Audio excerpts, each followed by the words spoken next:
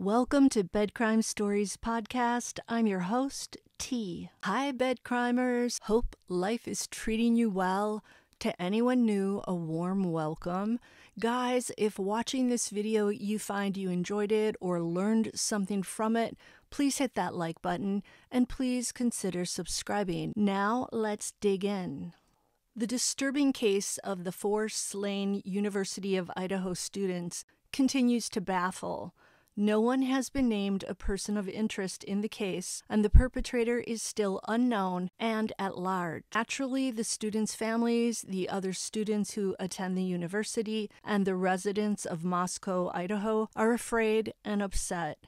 For some of them, life will never be the same. Yesterday, an update from the Moscow Police Department was released along with 2 separate videos of footage from 2 officers' body cameras.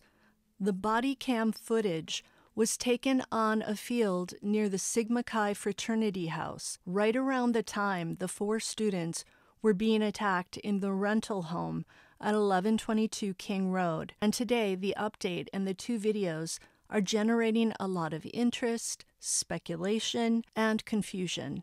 Allow me to break it down for you, and I hope clarify it. Let's start with the update. In it, the Moscow Police Department asked the public for help in tracking the occupant of a white 2011 to 2013 Hyundai Elantra that was seen near the slain students' off-campus house on King Road right around the time of the crime. So that would be somewhere between 3 a.m. and 4 a.m. on Sunday, November 13th, 2022. The police said that they want to speak to the occupant of that white Elantra. Note that using the verbiage occupant of a vehicle is different from saying the owner of a vehicle. The cops probably want to talk to both the owner of that car and the occupant. Those could be one and the same person, or those could be 2 different people. The police did not state in their update why exactly they want to speak to the occupant of that white Elantra, so we don't know if they are thinking that A, this individual could be the perpetrator of the crime, or B, the occupant could perhaps have witnessed something that could shed light on the crime and possibly help solve it. These are 2 very different things. A possible perpetrator versus a possible witness. We also don't know how long this white Elantra was near the girl's home. Was it parked there? And if so, for how long? An hour or 2, or perhaps several days? Or did the Elantra simply drive by the girl's home briefly around 3 a.m. on Sunday, November 13th? Note that the girl's home is on a cul-de-sac, and there's only one way to drive to and from that home, as well as to the other apartment complexes and houses on that same road. So whoever drives into that cul-de-sac is there for a reason. They aren't sightseeing, they aren't going to work unless they work from home or from someone else's home.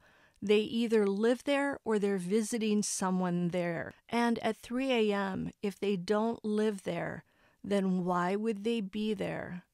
Note that in the first week after this brutal crime, the investigators were seen taking measurements outside the girl's home on King Road, and they were measuring tire tracks. So I am now wondering if those tire tracks are somehow related to this white Elantra. My gut is telling me that the police think the perpetrator was driving this Elantra. So that's the piece about the white Elantra. And every web sleuth following this case is now on the lookout for such a vehicle in photos in Moscow, on Facebook pages, etc. If the perpetrator was driving that car that night, I wonder if he's feeling the heat of the police and the true crime community on his heels. I hope so. This person should be feeling the same fear that the residents of Moscow are. Moving on to the police body cam footage from an incident that occurred on the same day at the same time as the crime. Note that there are two videos from this incident. One is much clearer than the other. The incident occurred at 3:01 a.m. at a field adjacent to Taylor Avenue. That field is also next to the Sigma Chi Fraternity house.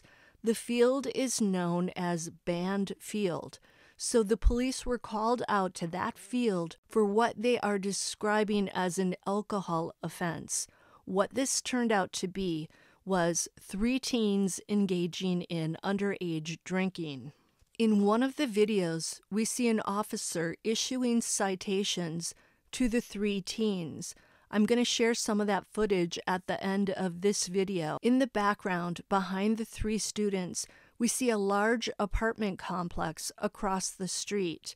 That's Taylor Avenue, by the way.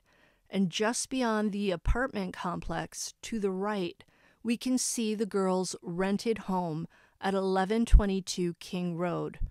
We also see a white unmarked squad car parked on Taylor Road. Do not confuse this white unmarked squad car with the white Elantra that the police are looking for.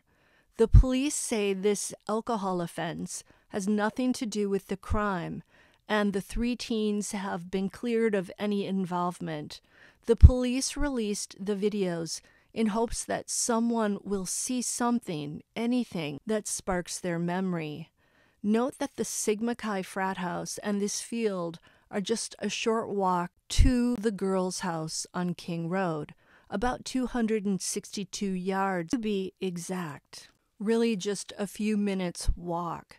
So now that we have all that cleared up, I will be doing a separate video to try and untangle what we can see in the background of these officers' body cam videos. I did not want to rush in and say that what we see are the girls home with their lights on inside, or home having someone else turn the lights on inside, or perhaps these are the lights of that Elantra shining on the home's facade. I do think that's what they are, but I'm not 100% sure of what we're seeing, and I don't want to mislead anyone. I saw a lot of people making videos today with information that wasn't correct. So that's all for the moment. Until the next time on Bed Crime Stories. Now do me a favor, if you appreciate my work, hit that like button.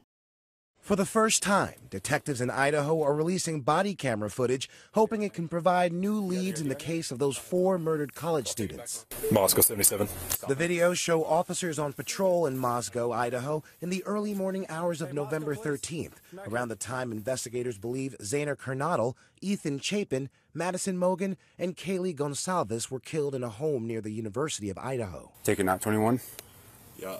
In one video, officers are seen issuing citations to 3 teens for underage drinking. An apartment complex across the street from the victim's home is visible, just steps away from the officers. Investigators say the people in the videos have been cleared, and the incidents have nothing to do with the murders. But they've released the video, hoping someone familiar with the area is able to spot something, anything out of place. It can be used from a historic standpoint. That information could potentially become relevant later in the investigation because you just never know. It comes as detectives announce they need help locating a white 2011 to 2013 Hyundai Elantra, like this one spotted near the murder scene. Investigators believe the driver or any possible passengers may have critical information to share regarding this case. That can mean a number of things. It could be that they have eliminated all the cars in the proximity of the victim house. This could be just an elimination.